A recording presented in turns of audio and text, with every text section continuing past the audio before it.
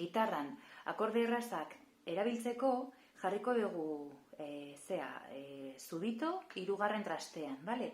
1, 2 eta 3, eta jarri dut ahalik eta pegatuen barra honetara, bale? Zubitotik hasita, bigarren trastean 1, 2, bale, hemen jarriko dut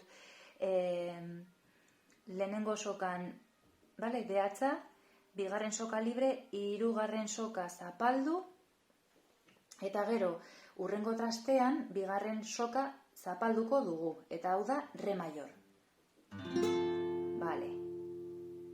Hurrengo akordea egingo dugu bigarren trastean, bale, 1 eta 2. Laugarren sokan zapaltzen dugu, gero, 1, 2, hirugarren soka, eta bigarren soka, bai?